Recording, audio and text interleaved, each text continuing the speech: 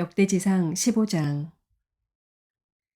다윗이 다윗성에 자기가 살 궁궐을 지었다. 또 하나님의 궤를 둘 한 장소를 마련하고 궤를 안치할 장소에 장막을 치고 이렇게 말하였다.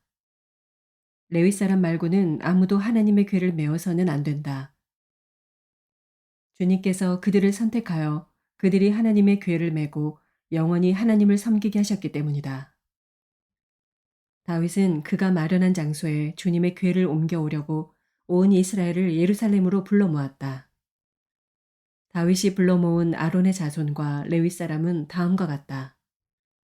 고앗 자손 가운데서 족장 우리엘과 그의 친족 120명, 무라리 자손 가운데서 족장 아사야와 그의 친족 220명, 게르손 자손 가운데서 족장 요엘과 그의 친족 130명, 엘리사반 자손 가운데서 족장 스마야와 그의 친족 200명, 헤브론 자손 가운데서 족장 엘리엘과 그의 친족 80명, 우시엘 자손 가운데서 족장 암미나답과 그의 친족 112명이다.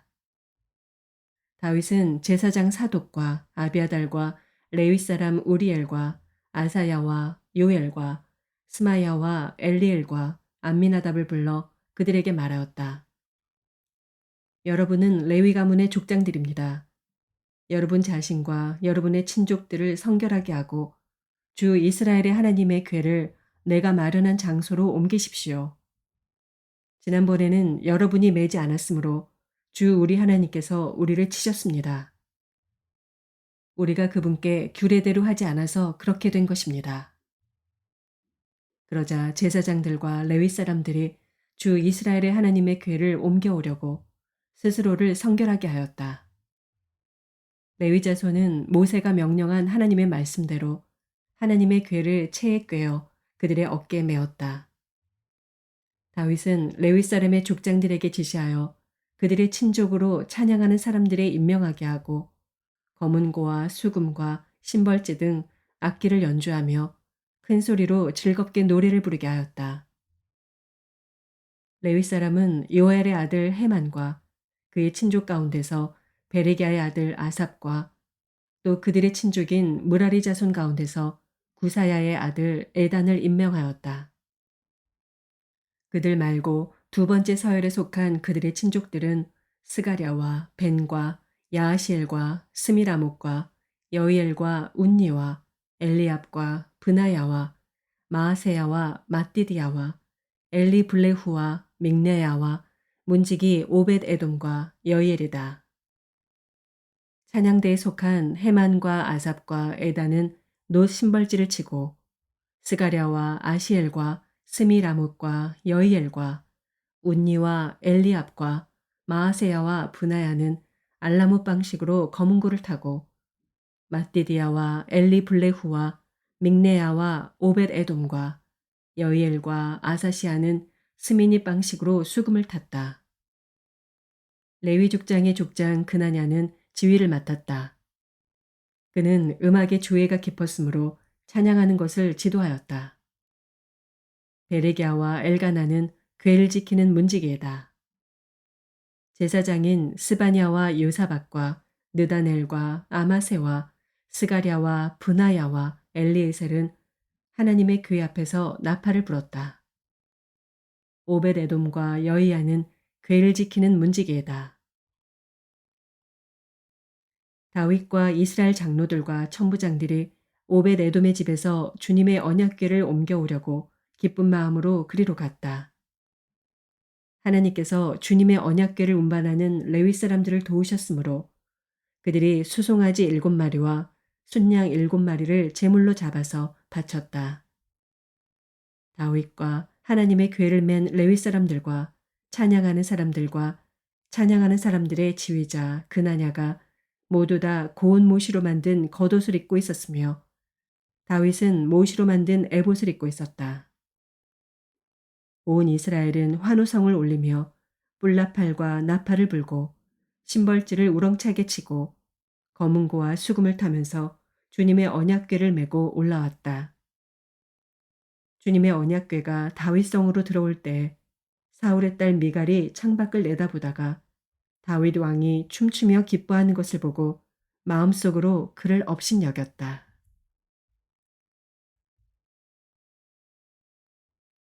야고보서 2장. 나의 형제자매 여러분, 여러분은 영광의 우리 주 예수 그리스도를 믿고 있으니 사람을 차별하여 대하지 마십시오. 이를테면 여러분의 회당에 화려한 옷을 입은 사람이 금반지를 끼고 들어오고 또 남루한 옷을 입은 가난한 사람도 들어온다고 합시다. 여러분이 화려한 옷차림을 한 사람에게는 특별한 호의를 보이면서 여기 좋은 자리에 앉으십시오 하고 가난한 사람에게는 당신은 거기 서 있든지 내 발치에 앉든지 하오 하고 말하면 바로 여러분은 서로 차별을 하고 나쁜 생각으로 남을 판단하는 사람이 된 것이 아니고 무엇이겠습니까? 사랑하는 형제자매 여러분, 들으십시오. 하나님께서는 세상에 가난한 사람을 택하셔서 믿음에 부유한 사람이 되게 하시고 하나님을 사랑하는 이들에게 약속하신 그 나라의 상속자가 되게 하시지 않았습니까? 그런데 여러분은 가난한 사람을 업신여겼습니다. 여러분을 압제하는 사람은 부자들이 아닙니까? 또 여러분을 법정으로 끌고 가는 사람도 부자들이 아닙니까? 여러분이 받드는 그 존귀한 이름을 모독하는 사람도 부자들이 아닙니까? 여러분이 성경을 따라 내 이웃을 내 몸같이 사랑하라는 으뜸 가는 법을 지키면 잘하는 일입니다. 그러나 여러분이 사람을 차별해서 대하면 죄를 짓는 것이요. 여러분은 율법을 따라 범법자로 판정을 받게 됩니다. 누구든지 율법 전체를 지키다가도 한 조목에서 실수하면 전체를 범한 셈이 되기 때문입니다. 간음하지 말라 하신 분이 또한 살인하지 말라고 말씀하셨습니다. 어떤 사람이 간음은 하지 않는다고 하더라도 살인을 하면 결국 그 사람은 율법을 범하는 것입니다. 여러분은 자유를 주는 율법을 따라 앞으로 심판을 받을 각오로 말도 그렇게 하고 행동도 그렇게 하십시오. 심판은 자비를 베풀지 않는 사람에게는 무자비합니다. 그러나 자비는 심판을 이깁니다. 나의 형제자매 여러분, 누가 믿음이 있다고 말하면서도 행함이 없으면 무슨 소용이 있겠습니까? 그런 믿음이 그를 구원할 수 있겠습니까? 어떤 형제나 자매가 헐벗고 그날 먹을 것조차 없는데 여러분 가운데서 누가 그들에게 말하기를 평안히 가서 몸을 따뜻하게 하고 배부르게 먹으십시오 하면서 말만 하고 몸에 필요한 것들을 주지 않는다고 하면 무슨 소용이 있겠습니까? 이와 같이 믿음의 행함이 따르지 않으면 그 자체만으로는 죽은 것입니다. 어떤 사람은 이렇게 말할 것입니다. 너에게는 믿음이 있고 나에게는 행함이 있다. 행함이 없는 너의 믿음을 나에게 보여라. 그리하면 나는 행함으로 나의 믿음을 너에게 보이겠다. 그대는 하나님께서 한 분이심을 믿고 있습니다. 잘하는 일입니다. 그런데 귀신들도 그렇게 믿고 떱니다. 아, 어리석은 사람이여. 그대는 행함이 없는 믿음은 쓸모가 없다는 것을 알고 싶습니까? 우리 조상 아브라함이 자기 아들 이삭을 제단에 바치고서 행함으로 의롭게 된 것이 아닙니까? 그대가 보는 대로 믿음이 그의 행함과 함께 작용을 한 것입니다. 그러므로 행함으로 믿음이 완전하게 되었습니다. 그래서 아브라함이 하나님을 믿으니 하나님께서 그것을 아브라함의 의로움으로 여기셨다고 한 성경 말씀이 이루어졌고 또 사람들이 그를 하나님의 벗이라고 불렀습니다. 여러분이 아는 대로 사람은 행함으로 의롭게 되는 것이지 믿음으로만 되는 것이 아닙니다. 창녀 라합도 정탐꾼들을 접대하여 다른 길로 내보내서 행함으로 의롭게 된 것이 아닙니까? 영혼이 없는 몸이 죽은 것과 같이 행함이 없는 믿음은 죽은 것입니다. 아모스서 9장. 내가 보니 주님께서 제단 곁에 서 계신다. 주님께서 말씀하신다. 성전 기둥 머리들을 쳐서 문턱들이 흔들리게 하여라. 기둥들이 부서져 내려서 모든 사람들의 머리를 치게 하여라. 거기에서 살아남은 자들은 내가 칼로 죽이겠다. 그들 가운데서 아무도 도망할 수 없고 아무도 도피할 수 없을 것이다. 비록 그들이 땅속으로 뚫고 들어가더라도 거기에서 내가 그들을 붙잡아 올리고 비록 그들이 하늘로 올라가더라도 거기에서 내가 그들을 끌어내리겠다. 비록 그들이 갈멜산 꼭대기에 숨더라도 거기에서 내가 그들을 찾아 붙잡아 오고 비록 그들이 내 눈을 피해서 바다 밑바닥에 숨더라도 거기에서 내가 바다 괴물을 시켜 그들을 물어 죽이게 하겠다. 비록 그들이 적군에게 사로잡혀 끌려가더라도 거기에서 내가 그들을 칼에 찔려 죽게 하겠다. 그들이 복을 받지 못하고 재앙을 만나도록 내가 그들을 지켜보겠다. 주 만군의 하나님이 땅에 손을 대시면 땅이 녹아내리고 그 땅의 모든 주민이 통곡하며 온 땅이 강물처럼 솟아오르다가 이집트의 강물처럼 가라앉는다. 하늘에 높은 궁전을 지으시고 땅 위에 푸른 하늘을 펼치시며 바닷물을 불러 올려서 땅 위에 쏟으신다. 그분의 이름은 주님이시다. 이스라엘 자손아, 나에게는 너희가 에티오피아 사람들과 똑같다. 나 주가 하는 말이다. 내가 이스라엘을 이집트 땅에서, 블레셋 족속을 크레테에서, 시리아 족속을 기르에서 이끌어내지 않았느냐. 나 주 하나님이 죄 지은 이 나라 이스라엘을 지켜보고 있다. 이 나라를 내가 땅 위에서 멸하겠다. 그러나 야곱의 집안을 모두 다 멸하지는 않겠다. 주님께서 하시는 말씀이다. 똑똑히 들어라. 내가 이제 명령을 내린다. 곡식을 채질하여서 돌멩이를 하나도 남김없이 골라내듯이 세계 만민 가운데서 이스라엘 집안을 채질하겠다. 나의 백성 가운데서 재앙이 우리에게 덮치지도 않고 가까이 오지도 않는다 하고 말하는 죄인은 모두 칼에 찔려 죽을 것이다.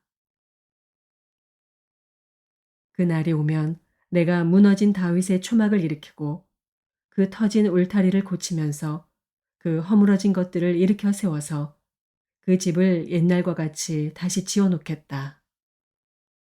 그래서 에돔 족속 가운데서 남은 자들과 나에게 속해 있던 모든 족속을 이스라엘 백성이 차지하게 하겠다.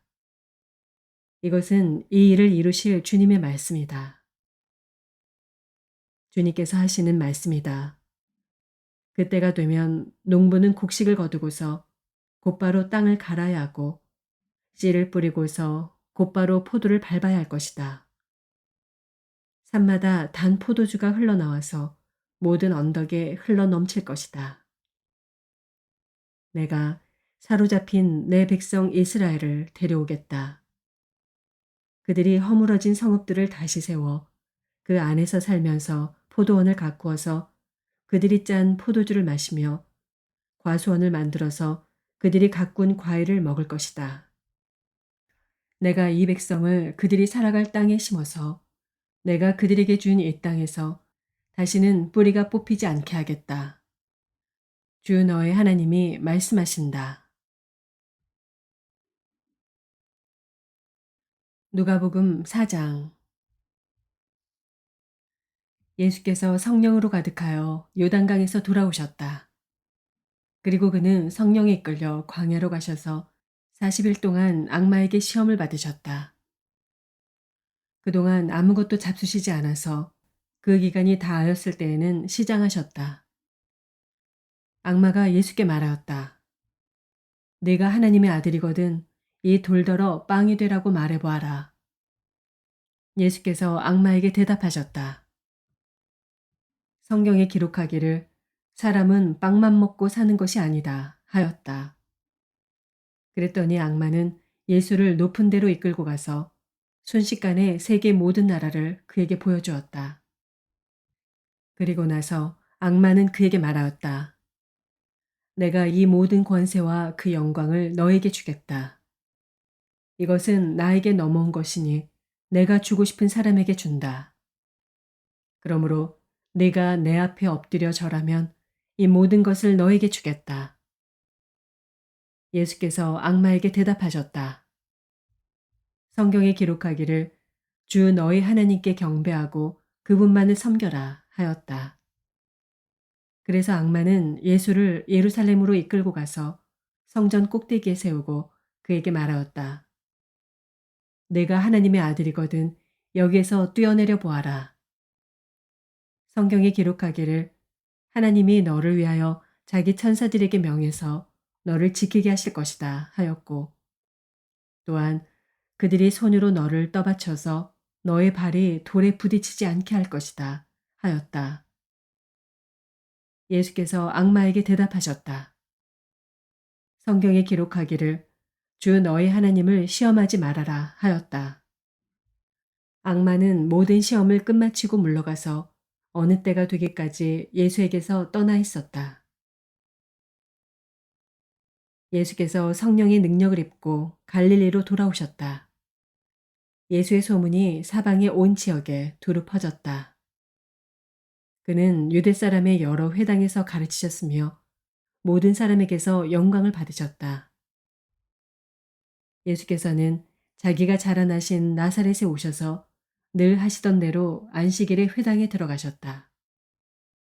그는 성경을 읽으려고 일어서서 예언자 이사야의 두루마리를 건네받아서 그것을 펴시어 이런 말씀이 있는 데를 찾으셨다. 주님의 영이 내게 내리셨다. 주님께서 내게 기름을 부으셔서 가난한 사람에게 기쁜 소식을 전하게 하셨다. 주님께서 나를 보내셔서 포로된 사람들에게 해방을 선포하고 눈먼 사람들에게 눈뜸을 선포하고 억눌린 사람들을 풀어주고 주님의 은혜의 해를 선포하게 하셨다. 예수께서 두루마리를 말아서 시중 드는 사람에게 되돌려 주시고 앉으셨다. 회당에 있는 모든 사람의 눈은 예수께로 쏠렸다. 예수께서 그들에게 말씀하셨다.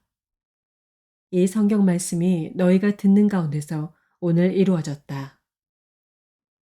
사람들은 모두 감탄하고 그의 입에서 나오는 그 은혜로운 말씀에 놀라서 이 사람은 요셉의 아들이 아닌가 하고 말하였다. 그래서 예수께서 그들에게 말씀하셨다. 너희는 틀림없이 의사야 내 병이나 고쳐라 하는 속담을 내게다 끌어대면서 우리가 들은 대로 당신이 가버나움에서 했다는 모든 일을 여기 당신의 고향에서도 해보시오 하고 말하려고 한다. 예수께서 또 말씀하셨다. 내가 진정으로 너희에게 말한다. 아무 예언자도 자기 고향에서는 환영을 받지 못한다. 내가 진정으로 너희에게 말한다.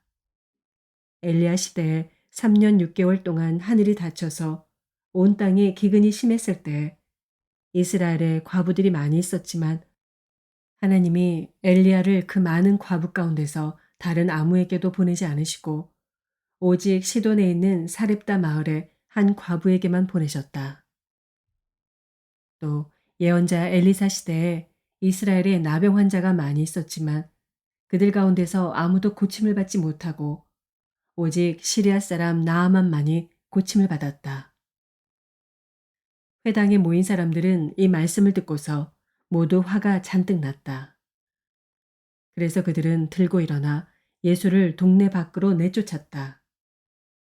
그들의 동네가 산 위에 있으므로 그들은 예수를 산 벼랑까지 끌고 가서 거기에서 밀쳐 떨어뜨리려고 하였다.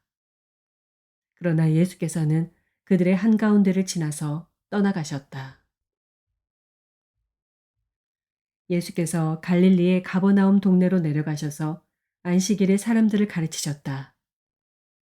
그런데 사람들은 그의 가르침에 놀랐으니 그의 말씀이 권위가 있었기 때문이다.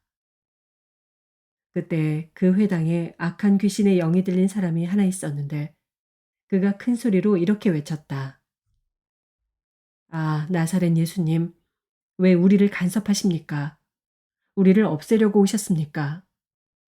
나는 당신이 누구인지 압니다. 하나님께서 보내신 거룩한 분입니다. 예수께서 그를 꾸짖어 말씀하셨다. 입을 닥치고 그 사람에게서 나가라. 그러자 귀신이 그를 사람들 한가운데다가 쓰러뜨려 놓고 그에게서 떠나갔는데 그에게 상처는 입히지 않았다.